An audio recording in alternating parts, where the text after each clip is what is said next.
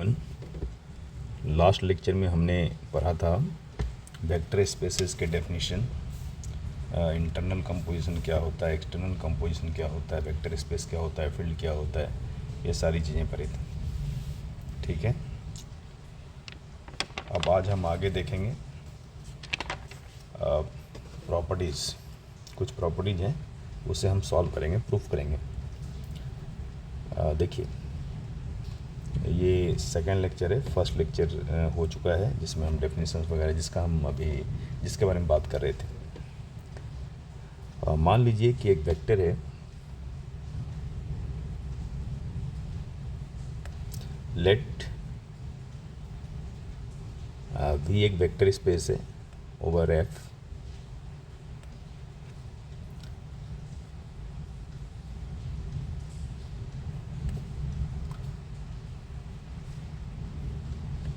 be a vector space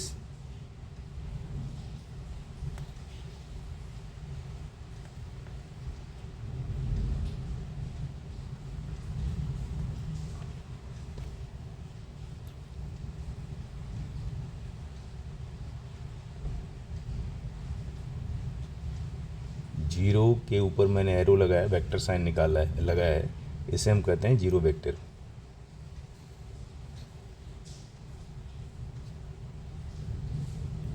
with a zero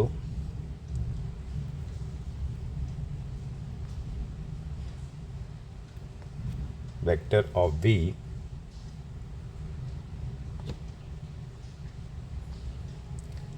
and zero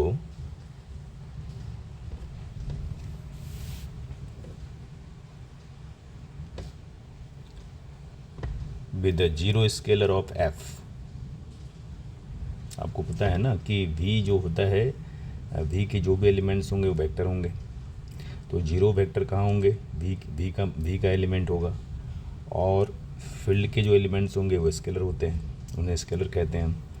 तो zero scalar जो होगा वो किसका एलिमेंट होगा? f का होगा।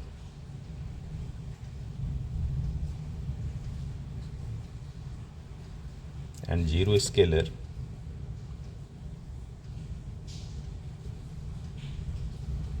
of f।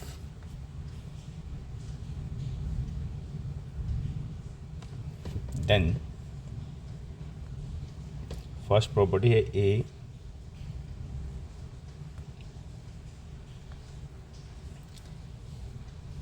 Zero vector equal to होता है zero vector for all a scalar है। So for all a belongs to क्या होगा? f होगा। सेकंड है जीरो अल्फ़ा। अल्फ़ा क्या है? वेक्टर है। तो जीरो अल्फ़ा इक्वल टू क्या होगा? जीरो वेक्टर होगा। एंड अल्फ़ा बिलोंग्स टू क्या होगा? For all alpha belongs to v होगा। थर्ड है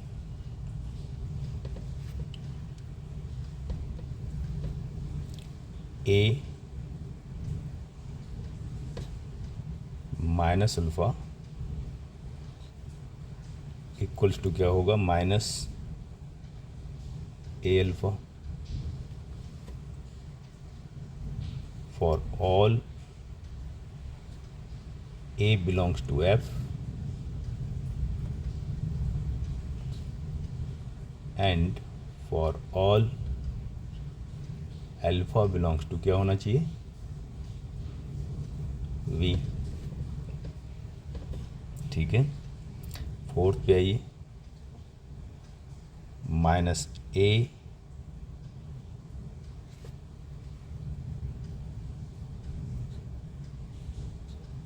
alpha equals to minus a alpha. ठीक है, for all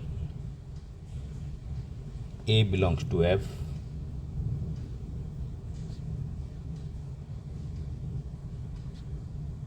and for all alpha belongs to v। Fifth है a alpha minus beta equals to a alpha minus a beta for all A belongs to F and and for all alpha comma beta belongs to V. Sixth property है A alpha equals to 0. This implies that या तो alpha 0 होगा तो 0 होगा, समझ में आ रहा होगा आपको, या फिर A 0 होगा तो ये 0 होगा. तो अल्फ़ा 0 और A 0 for all A belongs to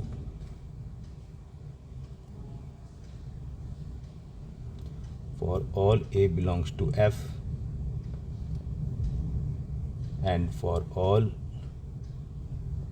alpha belongs to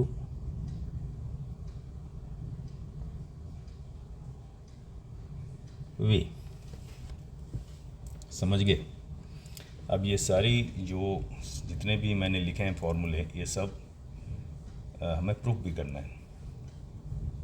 ठीक है, तो चलिए इसे प्रूफ करते हैं.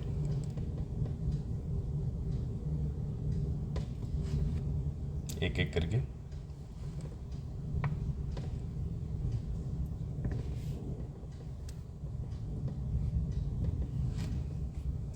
ओके, तो पहले first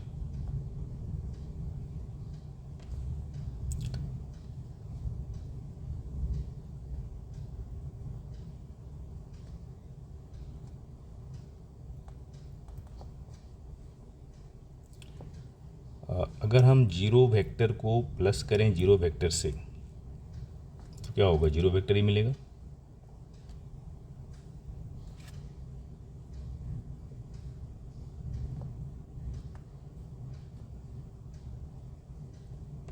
You know that zero vector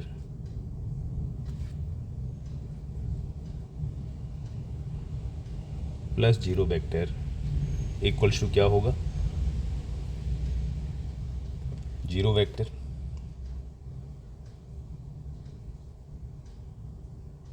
this imply that अब ये स्केलर से मल्टीप्लाई कर देते हैं हम ए से.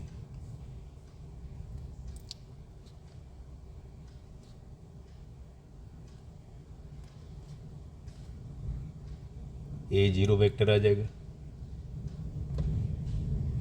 ठीक है, अब ये क्या हो जाएगा, डिस्ट्रीब्यूटिव लॉ को फॉलो करेंगे.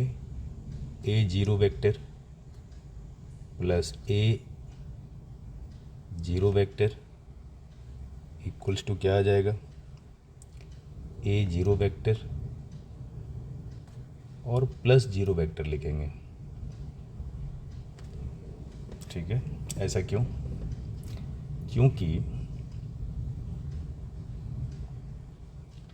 ए जीरो वेक्टर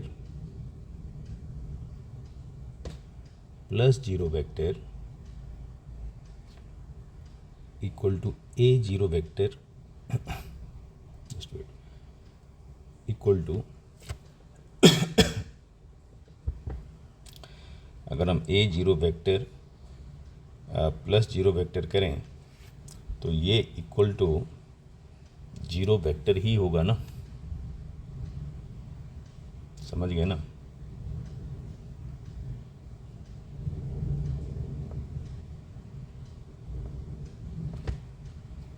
क्लियर है.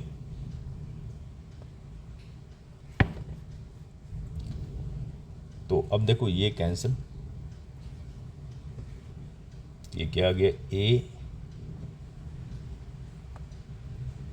जीरो वेक्टर इक्वल्स टू क्या आ जाएगा,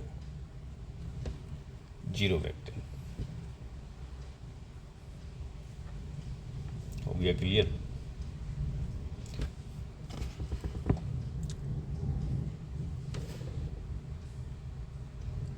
ठीक है। अच्छा एक मिनट, यहाँ पर मैंने एक गलती कर दिया है, just wait. A zero vector plus zero vector, इसे हम लिख सकते हैं ए जीरो वेक्टर।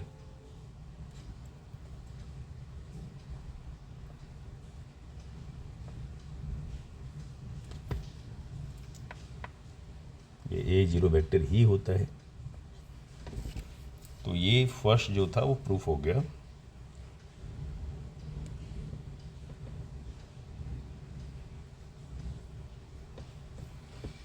अब आते हैं सेकंड पे। सेकंड थ्योरम क्या है? सेकंड है ये, इसे चेक करते हैं। Zero alpha equal to zero vector.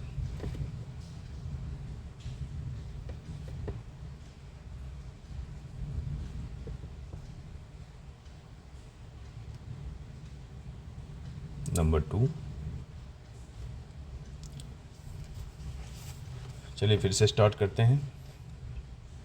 इस बार में क्या प्रूव करना है? Zero alpha equal to zero vector. Alpha vector है तो स्टार्ट करते हैं। जीरो प्लस जीरो, देखो जीरो स्केलर ले रहे हैं, ठीक है। Zero plus zero equal to क्या हो जाएगा? जीरो। तो अब हम जीरो प्लस जीरो इसमें अल्फ़ा से मल्टीप्लाई कर लें। अल्फ़ा क्या है? वेक्टर है, ठीक है, अल्फ़ा वेक्टर है। अब लगा लो डिस्ट्रीब्यूटिव लॉ, क्या होगा? Zero alpha plus zero alpha equals to क्या होगा? Zero alpha.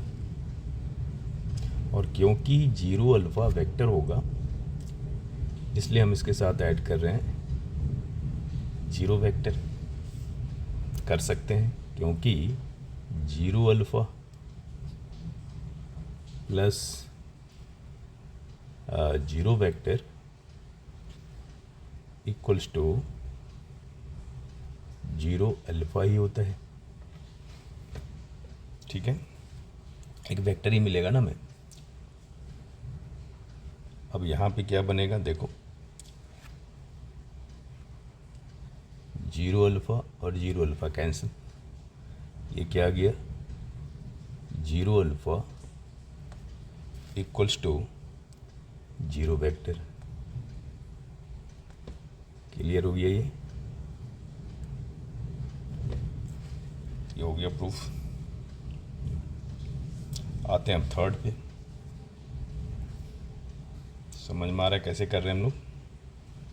ये हमें प्रोसेस समझ में आना चाहिए और डिफ़िकल्ट नहीं है, आसान है, बस थोड़ा सा लॉजिकल है।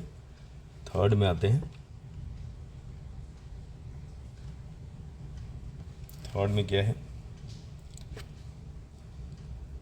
थर्ड है ये a minus alpha equals to minus A alpha.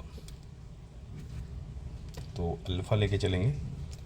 देखो अल्फ़ा प्लस माइनस अल्फ़ा ले लिए। अच्छा अल्फ़ा प्लस माइनस अल्फ़ा क्यों ले लिए? क्योंकि जब हम डिस्ट्रीब्यूटिव लॉ अप्लाई करते हैं ना तो ये माइनस के लिए डिस्ट्रीब्यूटिव लॉ फॉलो नहीं करता, इसलिए हम इसे प्लस में चेंज कर लिए। माइनस प्लस माइनस ही होता है। अब देखो ये आ गया ए से मल्टीप्लाई कर दो दोनों साइड, ये हो जाएगा a into alpha plus minus alpha equals to क्या आ जाएगा? Zero vector. क्लियर? तो ये क्या बन जाएगा? अब लगाइए distributive law. This imply that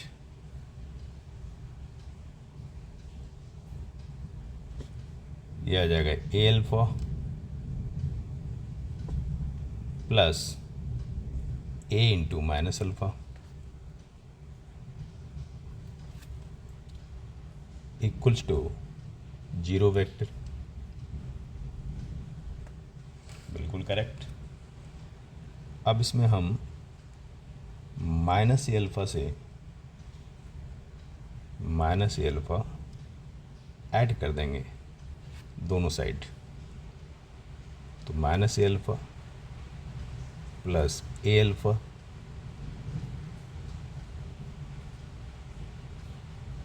plus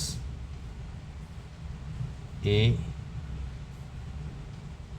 into minus alpha equals to minus A alpha plus zero vector. Clear. अब देखिए नेक्स्ट स्टेप, माइनस ए अल्फ़ा और ए अल्फ़ा ये बन जाएगा जीरो वेक्टर। अल्फ़ा है तो ये वेक्टर है, अल्फ़ा वेक्टर ही है, ये बन गया zero vector plus A into minus alpha equals to क्या आया, राइट हैंड साइड देखिए, माइनस ए अल्फ़ा प्लस जीरो वेक्टर। ठीक है, क्लियर यहाँ तक। तो फाइनली हमें क्या मिला, a minus alpha equals to minus A alpha. बिल्कुल क्लियर। यही तो हमें प्रूव करना था ना, हमारा थ्योरम तो यही था, a minus alpha equal to minus A alpha, यही करना था।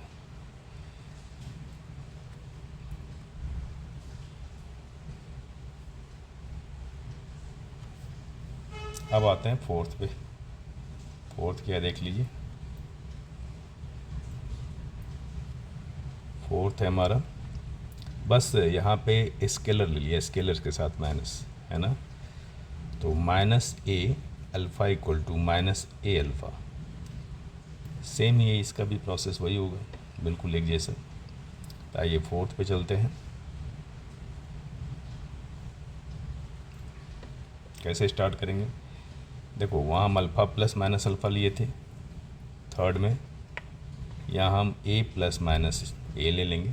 ठीक है, तो हो जाएगा a plus minus a equal to क्या होगा, जीरो।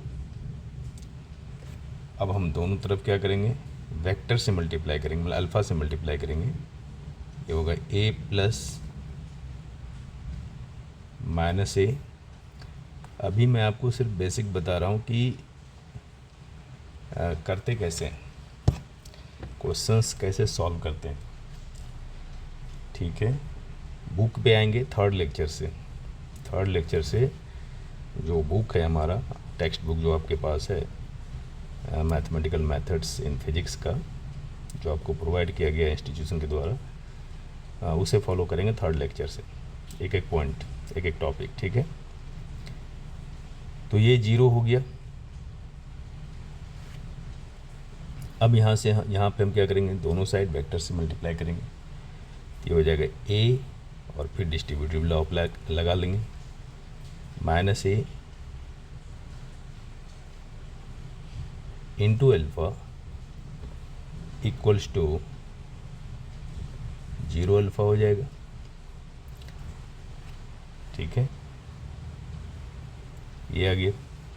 अब फिर लगाओ डिस्ट्रीब्यूटिव लॉ, इससे क्या आएगा, a alpha plus minus A into alpha equals to zero alpha. ठीक है, क्लियर। अब नेक्स्ट स्टेप क्या करते हैं, माइनस ए अल्फ़ा ऐड कर देंगे दोनों साइड, माइनस ए अल्फ़ा प्लस ए अल्फ़ा प्लस माइनस ए अल्फ़ा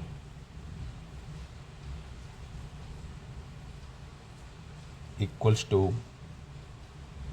माइनस ए अल्फ़ा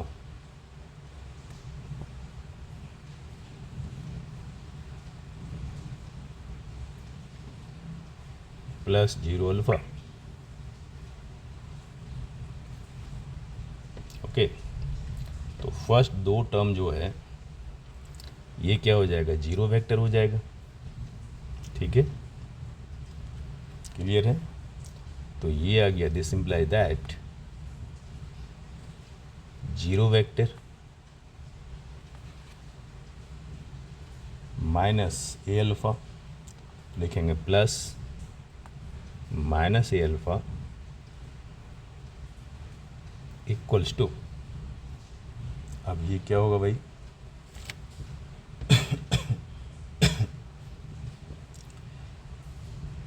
ये आ जाएगा माइनस ए अल्फ़ा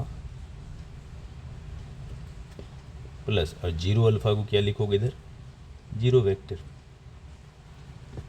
ठीक है, तो जीरो वेक्टर दोनों साइड कैंसिल हो गया। अब ये क्या आ गया, minus A alpha equals to minus A alpha. ठीक है, बिल्कुल क्लियर है, समझ गए,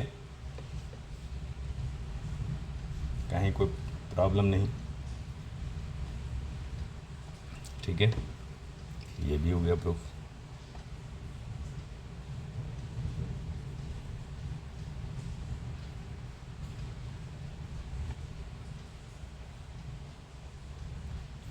अब नेक्स्ट देखते हैं क्या है, फिफ्थ।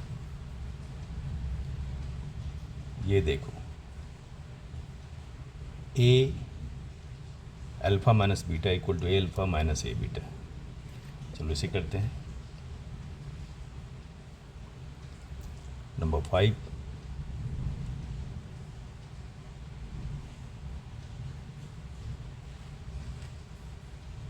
फिफ्थ देखते हैं क्या है। ए तो स्केलर है, अल्फ़ा माइनस बीटा। तो लेकिन आपको पता है कि डिस्ट्रीब्यूटिव लॉ माइनस के लिए अप्लाई नहीं होता। ठीक है, तो अब क्या करोगे, इसका क्या तरीका है, हम माइनस को प्लस के फॉर्म में लिखेंगे। तो कैसे लिखोगे, अल्फ़ा प्लस कर लेना और माइनस एन बीटा के साथ ले लो, ये आ गया। ठीक है, अब ये क्या होगा, a alpha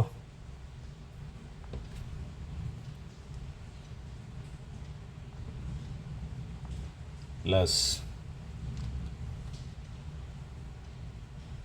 A alpha plus minus a beta,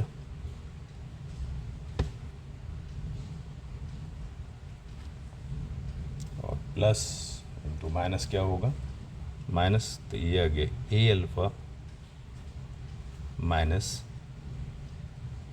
A beta. हो गया प्रूफ। ठीक है, तो ये आ गया a into alpha minus beta. Proof करने को आएगा तो ऐसे करते हैं, ये तरीका है।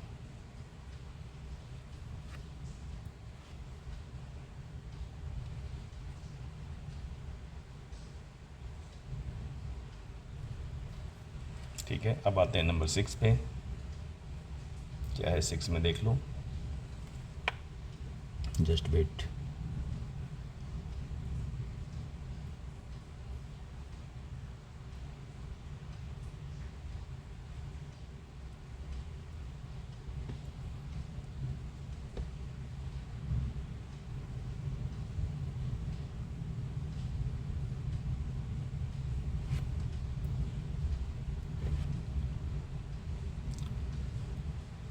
सिक्स्थ है, a alpha equal to 0। A alpha equal to 0 तभी होगा ना, या तो अल्फ़ा 0 हो या फिर ए जीरो हो, यही हो सकता है। चलो इसे देखते हैं। नंबर 6,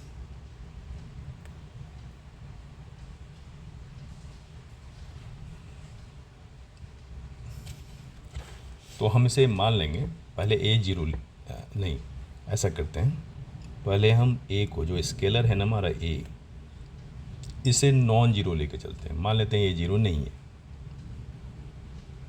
ठीक है। और हमें पता है ये कहाँ बिलोंग करता है, किसका एलिमेंट होता है ये, एफ का। तो ए क्या है हमारा, ए है नॉन जीरो, ठीक है। तो इसका जो इन्वर्स होगा ना, ए का इन्वर्स, ये भी इसी एफ का एलिमेंट होगा, ए इन्वर्स इसी एफ का एलिमेंट होगा, मतलब ये स्केलर होगा, ठीक है। मतलब फील्ड जो होता है ना, डॉट के रिस्पेक्ट में इन्वर्स को भी रखता है, ठीक है, डॉट के रिस्पेक्ट में इन्वर्स को भी रखता है फील्ड। तो अब ये क्या आएगा, ये आ जाएगा 9। हम ए को जीरो मान करके, हम मान लिए कि ए जीरो नहीं है, ए नॉन जीरो है, और फिर हमें यहाँ पर प्रूफ करके दिखाना है कि अल्फ़ा जीरो है, ठीक है ना। तो अब जो दिया गया है उसको लेकर के आगे बढ़ते हैं। अगर हम ए को नॉन जीरो ले लें तो अल्फ़ा को जीरो होना पड़ेगा ना, ए अल्फ़ा को जीरो होने के लिए, समझ में। ए मैंने नॉन जीरो ले लिया, तो जीरो कैसे होगा ए अल्फ़ा, अल्फ़ा को जीरो प्रूफ कर दो, बस प्रूफ हो गया थ्योरम। तो देखो, तो मैंने क्या किया यहाँ पे, 9 ए को नॉन जीरो ले लिए हैं, मान लिए हैं। अब ए अल्फ़ा इक्वल टू जीरो दिया हुआ है, मतलब यही क्वेश्चन दिया गया था हमें। तो ए अल्फ़ा जीरो वेक्टर है, क्लियर, बिल्कुल बिल्कुल सही। अब हम क्या करेंगे, ए इन्वर्स से मल्टीप्लाई कर देंगे। तो ए इन्वर्स से मल्टीप्लाई कर दीजिए। ए इन्वर्स क्या है, स्केलर है, ए अल्फ़ा, ये आ गया ए इन्वर्स इंटू जीरो वेक्टर, ये भी क्लियर। तो अब ये क्या बन जाएगा, तो ये आ जाएगा a inverse into a inverse into a into alpha equals to scalar into vector, क्या होगा भाई, वेक्टर तो ये हो गया जीरो वेक्टर, ठीक है। ए इन्वर्स इंटू जीरो वेक्टर क्या आ गया, जीरो वेक्टर। अब ए इन्वर्स इंटू ए क्या होगा, ये 1 हो जाएगा, तो 1 इंटू अल्फ़ा इक्वल टू क्या हो जाएगा, जीरो वेक्टर, ठीक है। 1 इंटू अल्फ़ा जीरो वेक्टर, सो अल्फ़ा क्या आ गया भाई, अल्फ़ा आ गया जीरो वेक्टर। तो ये तो हो गया ना प्रूफ कि मैंने क्या किया था, मैंने ए को नॉन जीरो ले लिया और अल्फ़ा को जीरो प्रूफ कर दिया, तो प्रूफ हो गया, थ्योरम प्रूफ हो गया, ठीक है। तो सो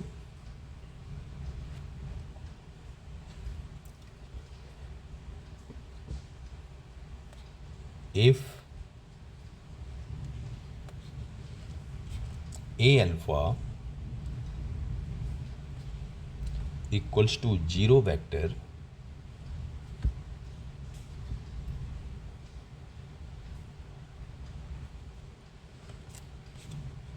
ए does not zero, A does not equal to zero,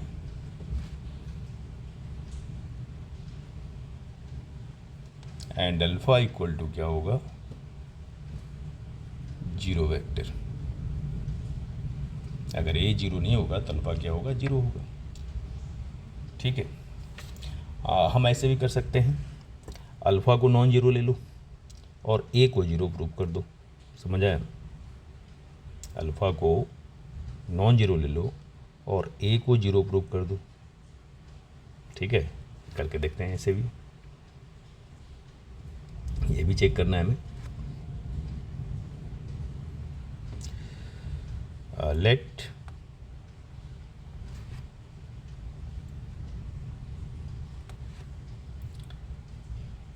alpha equals to does not equal to zero vector belongs to vector space V and we will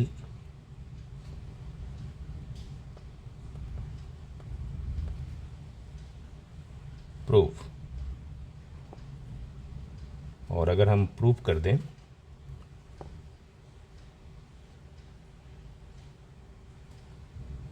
कि a इक्वल टू जीरो है तो भी theorem proof हो जाएगा। ठीक है, लेकिन हम इसे स्टार्ट करेंगे कॉन्ट्राडिक्शन के साथ, मतलब हम ए को नॉन जीरो ले लें और अल्फ़ा को जीरो कर दें। ठीक है, देखो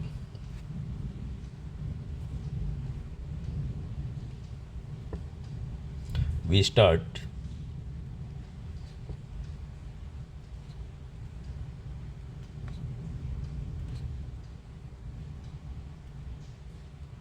with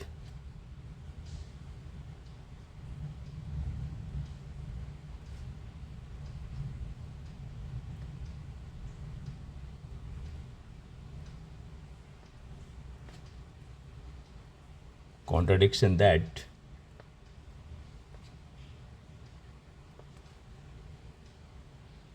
a does not equals to zero. तो अगर ऐसा होगा तो ए इनवर्स कहाँ बिलोंग करेगा? ए इनवर्स बिलोंग्स टू क्या होगा? एफ, स्केलर होगा। अब हम जो हमें दिया गया है a alpha equal to zero, यही है ना, जीरो वेक्टर। अब ए इनवर्स से मल्टीप्लाई कर दिए इसमें, तो A inverse into A alpha equal to क्या होगा? A inverse into zero vector. तो अब फिर क्या आ जाएगा? A inverse into A, one into alpha equal to क्या आ जाएगा? Zero vector. तो फिर देखो अल्फ़ा क्या आ गया? Zero vector.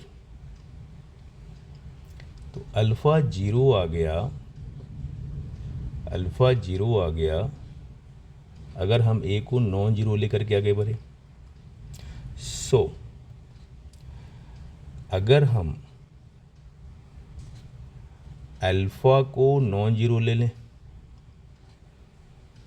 अगर हम अल्फ़ा को नॉन जीरो ले लें, देन